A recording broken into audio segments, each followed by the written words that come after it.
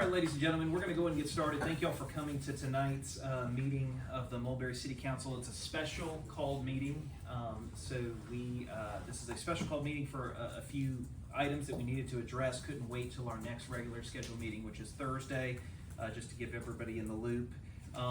We do not have a pastor here this evening since it's a specially called meeting, so we're going to skip the invocation, so we're going to go straight to the Pledge of Allegiance. So if you're able, if you could stand and join me in the pledge.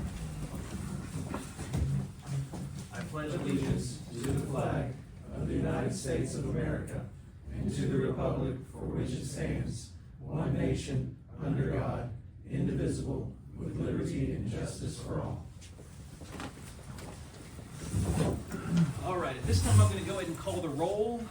If you could announce present if you are here. I'm going to go in the order of the districts. District 1, Councilmember Tim Sullivan. Present.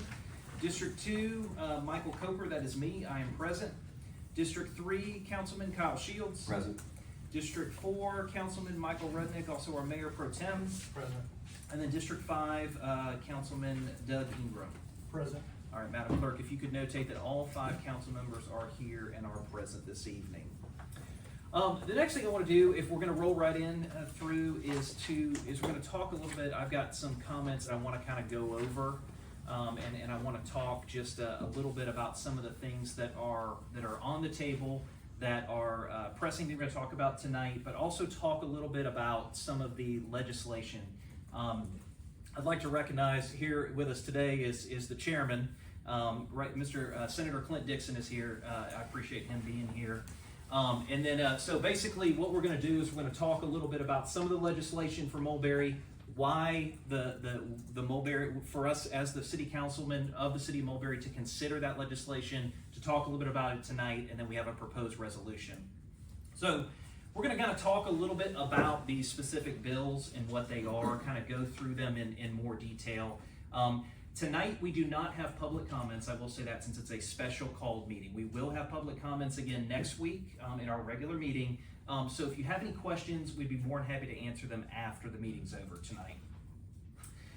We in Mulberry are very blessed in that we have excellent legislators that represent our area, and they are not only very good to us and are attentive to our needs, but simultaneously, excuse me, they also are very well respected.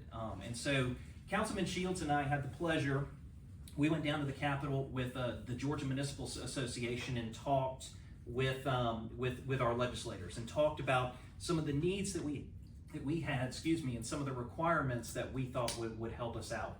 And so there's been 3 bills that Senator Dixon has introduced into the Georgia State Senate.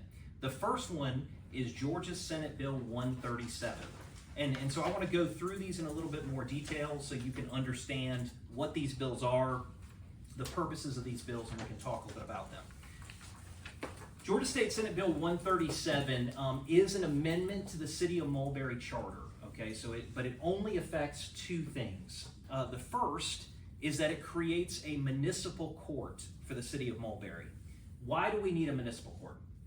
One of the services that we've taken over in Mulberry is code enforcement. Most of our residents obviously are good neighbors and cooperate and do what they should. But unfortunately, we have had a couple instances or a couple things that have occurred within the city limits that our code enforcement officer has had to respond to. Because of that, there is the need to issue some citations. And the only way that we can do that is through the establishment of a municipal court.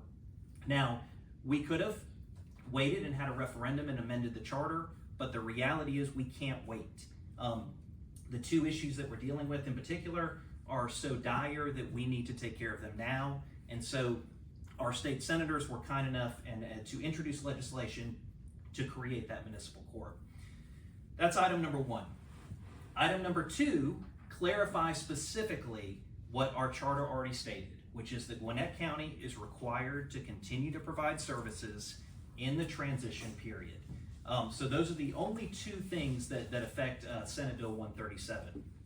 The second bill is Georgia State Senate Bill 138. So obviously we had the initial Bill 137 that deals with those two charter amendments. We have Georgia State Senate Bill 138, which is basically deals generally with cities during a transition period. So what happens when you have a new city, and what are the county's obligations when you have that new city get established? And so obviously the need for this is very real, right? We have a county, unfortunately, that is continuing to sue us, that is continuing to take action against the city of Mulberry, has threatened to basically not provide certain services. And so the legislators were kind enough to pass or to introduce this bill to provide more clarification about what are a county's obligations in a transition. So Senate Bill 138 does a couple different things. The first thing is it states that services delivered by the county during the transition have to continue. Okay, so they don't stop just because a new city's made, especially during this 2-year transition period. The first service that applies to things like police, road maintenance, dam maintenance, things that the county will continue or should continue to provide to a new city when the city's established. The second thing it does is, let's say if the service delivery stops improperly. Let's say if, for in our situation, if the county were to one day show up and not pave our road or close Mulberry Park, if something that drastic were to happen, this bill would allow the city to do a couple things. The first would be that if we have to sue Gwinnett County, we are now eligible to collect our own attorney's fees. So if the county pushes us into litigation, be to enforce what they are already required to do, then we are allowed to then turn around and collect our attorney's fees. The second thing is that the county then waives what's called their sovereign immunity, and they can also be sued. The county and the individuals that are the representatives. And so these are very serious penalties that will help anytime there's a new city that gets established, that to help with cooperation with the county. It also clarifies a couple things regarding finances too. So it'll return fees to the city for any police services overpayment, services that the city now delivers. So any services that Mulberry, for example, has taken over from Gwinnett County, they will be required to now remit that portion of your fees or your taxes that normally went to the county will have to come to the city. This is the most important one, I think, for me. They also are now, if this bill passes, they will be required to remit any permits fees that they canceled.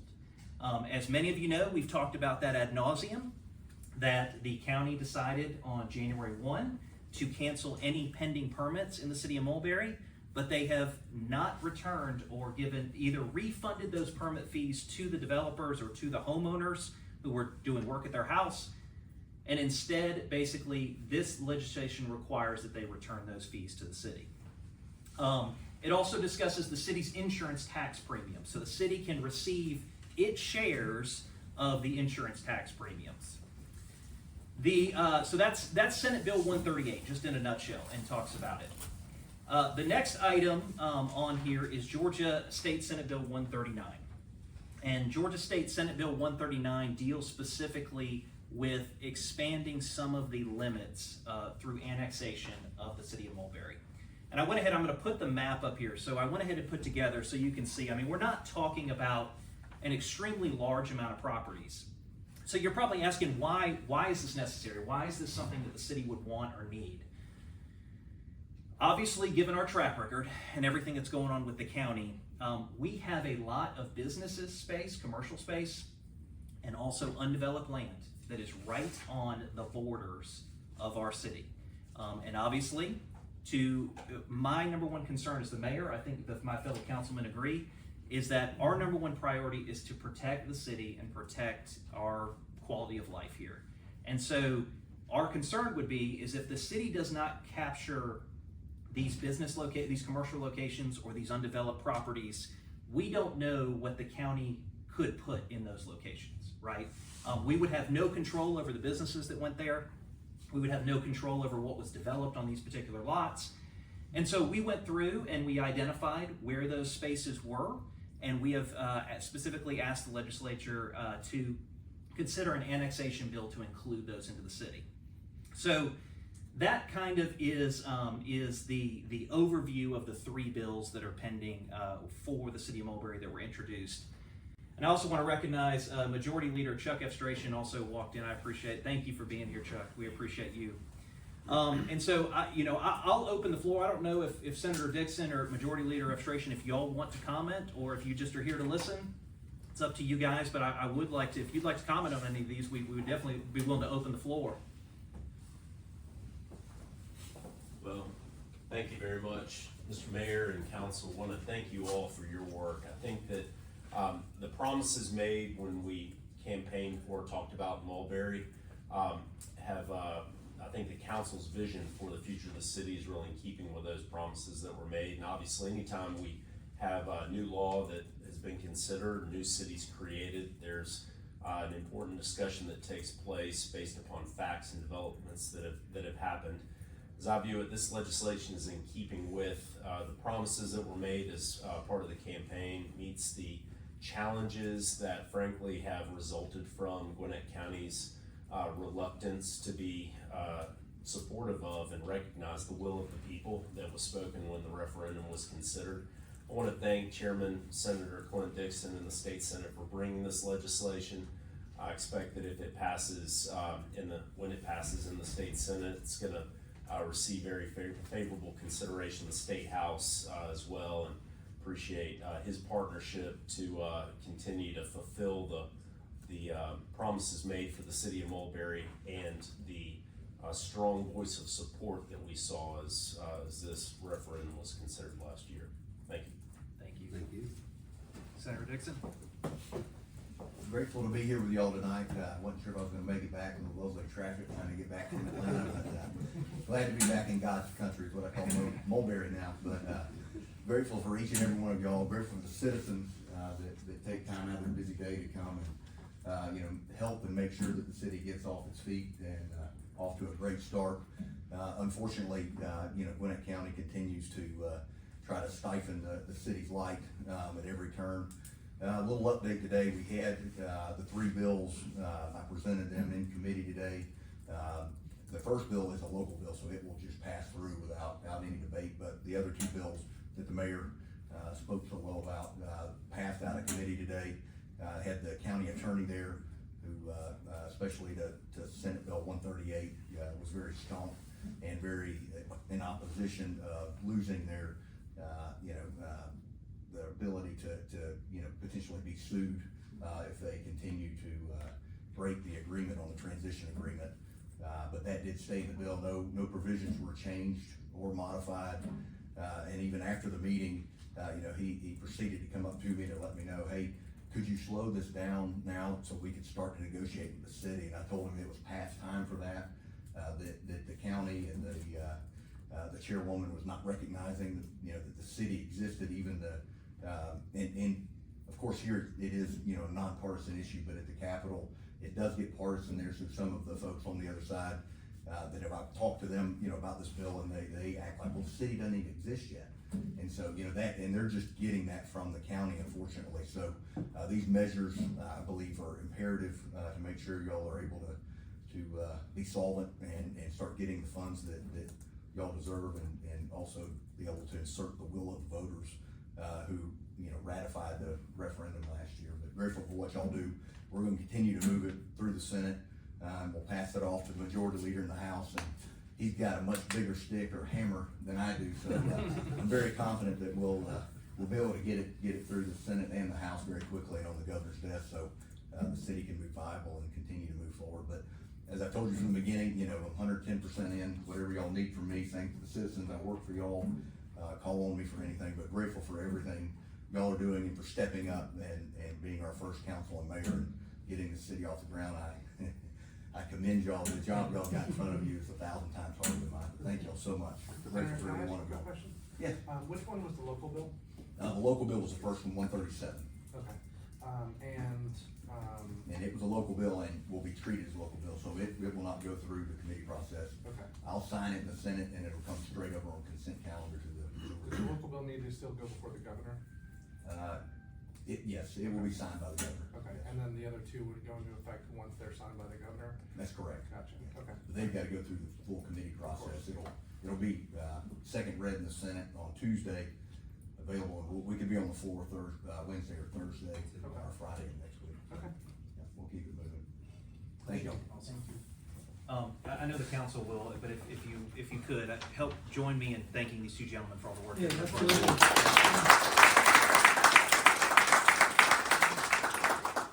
So that's an overview tonight of of my comments just about those three bills and why they're important. And before we move on to the business of tonight, and so at this point we're going to move on to item F, which is the other council members' comments. Do any of the council members like to make a comment? I would just, I'd like to say to Senator Dixon and leader administration, I think, one of the things that we've seen we've tried to be gentlemen as a council and to, really work collaboratively with Gwinnett. So we appreciate your leadership in helping us have a vehicle that will allow us to exert some pressure so we can kind of break the logjam and do things that are right for the citizens. So we really appreciate all your efforts. Any other council members? No. All right. Then I'll move on to item G, which is a consideration of tonight's agenda. Is there any additions or items that need to be removed from tonight's special call? Well, there can't be any additions, I'm sorry. It's a special called meeting. Is there any items that need to be removed from tonight's agenda? Mayor, if I may, I'd ask that the mayor and council remove item C, the review and consideration of proposed intergovernmental agreements with Gwinnett County and the associated documents. Over the past several weeks, the negotiations we've tried to have in the litigation that the county and a developer are part of, challenging the existence of the city, we have gone nowhere with the county, and we see that they have no taste for any cooperation at this point in time. And it would be a waste of the mayor and the council's efforts to go forward with that. So I'd ask that just be removed, and at some point in time that the county determines they wish to enter into more negotiations, we could always add it back to another agenda. Okay. Thank you, Mr. Riley. There's been a request to remove item C. Is there any other items that need to be removed from tonight's agenda? All right, then at this time I'll make a motion to remove item C regarding the intergovernmental agreements from tonight's agenda. Do I have a second? A second. Thank you, Mayor Pro Tem. Any discussion? Hearing none, I'll call a vote. All in favor? All opposed? By a vote of 4, that item's removed. Okay. Would you you voting in favor or opposed? No, yeah, because I thought. Okay. Yeah. Okay, so let's do it again. All in favor? All opposed? All right, so by a vote of 4 to 1, the item C is removed from tonight's agenda. Then at this time, I will make a motion to adopt the Mulberry City Council special called meeting agenda for tonight, February 13th, 2025. Do I have a second? You have a second. Thank you, Councilman Sullivan. Any discussion? Hearing none, I'll call a vote. All in favor? All opposed? All right, it's unanimous that the February 13th, 2025 Mulberry City Council special called meeting agenda is hereby adopted. The first item on the agenda is consideration of the interdev agreement. This was on our agenda for last week, and then I believe that Councilman Ingram was requesting a little more time to come through this. Councilman Ingram, were you able to have your questions sufficiently answered on this item? Yes, Mr. Mayor, I wanted to just check on a couple things regarding the price structure. Yes, sir, you're good there. Okay. I've done my research. Perfect. Thank you for your diligence. Is there any other discussion about this interdev agreement regarding the network infrastructure for City Hall here? This would be the items like the routers, the servers, the access points, those type of things. Any other discussion from the council? Are we still weeks away from internet services here? I don't know. I don't believe a representative from interdev is here. Steven's here from CKH. I've spoken to them recently. It could be as much as 30 days away as of what I heard 2-3 days ago. So okay. I'd say 2-3 weeks. Okay. And for those of you that are in the audience and are thinking, hey, that's ridiculous. How come the city can't get somebody to show up and do internet service? Because we're a municipality, and municipalities are constantly attacked by cyber criminals both here and abroad, it requires an additional layer of security, some additional items, and so we can't just unfortunately pick up the phone and call Charter and have them hook up a line, right? So that's the reason for the delay. So, any other discussion about the interdev agreement regarding the hardware pertaining to the network infrastructure? I have one more question, sorry. Will we own that equipment? You know? Again, I mean, there's not a representative from interdev, but I mean, we're paying for it, so Yeah, I would imagine. we would. Yeah, it's not a lease, so, okay. Thank you. Anything else? All right, hearing none, I will entertain a motion. I'd like to make a motion to go ahead and consider the interdev agreement and sign off and move forward. Okay, so we have a motion on the table to accept the interdev agreement and authorize the mayor to sign that agreement. That's correct. Do I have a second? Second. Thank you, Councilman Ingram. Any discussion? All right, hearing none, I will call a vote. All in favor? All opposed? All right, by a vote of 5, it is hereby decided that the proposal and agreement for the network infrastructure with interdev is hereby accepted, and the mayor will execute that document. The next item, item B, is to talk about employment matters. As you may know, we've been going into quite a few executive sessions to talk about employment matters. And what we've been discussing is we've been talking about bringing in a city manager and an assistant city manager for the city of Mulberry. There's been talk. We are very close, my understanding, to working out the details with the city manager, correct? That's right, Mr. Mayor. Okay, but we also, so we have a proposed agreement here for the city manager. I'll let Councilman Ingram decide if we want to present that. But I would like to introduce someone that is here tonight. Mr. Jamie Palmer is the assistant to the city manager at Woodstock, and he is going to be our new assistant city manager for the city of Mulberry. So let's give him a round of applause. I don't know why anyone would want to walk into this space and take that job on, but he has graciously decided to do that. Little bit, Jamie, would you like to say anything? Or yeah, just say a couple words. I'm thankful for this opportunity. I've been following the city as its development for a while, and this is a really interesting time, and I'm really excited to be a part of this. And so I look forward to meeting each and every one of you and getting to know the area a little bit better and being involved. So. And I will say this about Jamie. Jamie has been a friend of mine. I didn't meet him until after the city was established. But when I say friend, I mean someone who has given me advice from day one. And he didn't get anything in return. He would call me up. He would say, hey, Michael, what's bothering you? What do you need? What help do you need? He always took my phone call. He always, whether that be at 10 o'clock at night or whatever. So Jamie has been so kind to me, working, even willing to help the city behind the scenes before we were able to finalize any of these agreements. And so to me, that says something about his character, says something about the person he is, and also says something about his dedication to this city and its success. And so I am honored that Jamie is willing to take the job. I think he is perfect for the job, and he's an extremely smart gentleman who I think will serve this city well. So I have an employment agreement here for the city of Mulberry with between soon-to-be assistant city manager Palmer, if he's accepted, and the city of Mulberry. Has the council had the opportunity to review that employment agreement? Yes. Is there any discussion about that employment agreement? No. Okay. And at this time, I would like to make a motion to adopt the employment agreement for Jamieson Palmer, who is as the assistant city manager, and allow the mayor to execute this document along with Mr. Palmer. Do I have a second? I'll second. Thank you. Any discussion? All right, hearing none, at this time I'll call a vote. All in favor? All opposed? All right, it's unanimous. Welcome to the city. Thank you, sir. Thank you. I look forward to working with you all. Awesome. Okay. Would you like to discuss the agreement, or would you like to table that? Councilman Ingram's been taking over kind of the lead on the city manager position. What would you like to do on that?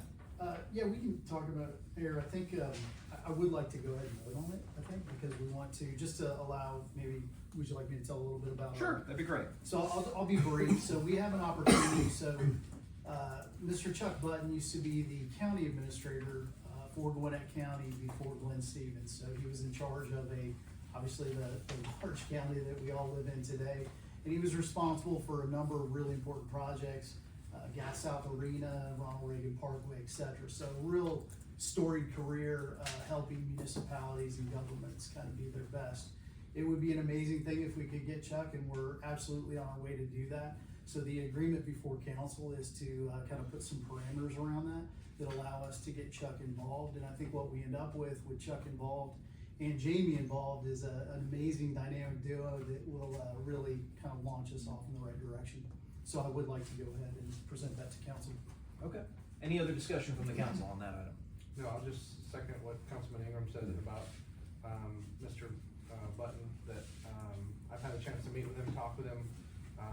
He was the interim city manager for the city of Chamblee in 2024. And he helped them through a transition period, and he's got a tremendous list of accomplishments. And I think between Jamie and Mr. Button, we'll have a tremendous 1-2 punch. And with Chuck, we'll have someone that can really help mentor Jamie and get us through this next time period for the city. Perfect. All right, any other discussion? All right, at this time I'll entertain a motion. I'd like to make a motion to present the employment agreement, contractor agreement for Chuck Button, the city manager, to the council for vote. All right, we have a motion on the table presenting the adoption of a service agreement pertaining to Chuck Button as the city manager, and request that the mayor executes the same. Do I have a second? Second. Thank you. Any discussion? Hearing none, I'll call a vote. All in favor? All opposed? All right, by a vote of 5, the agreement is hereby adopted, and the mayor will sign upon the final execution by the parties. All right, that brings us, we've removed item C. That brings us to item D, which is the banking agreement that was presented to us. Has the council had the opportunity to review that banking agreement? Yes. And in fairness, this is just a transmittal of the minutes for tonight that basically says that the mayor and Mayor Pro Tem are authorized to execute banking documents. Has the council had an opportunity to review that? Any discussion about that?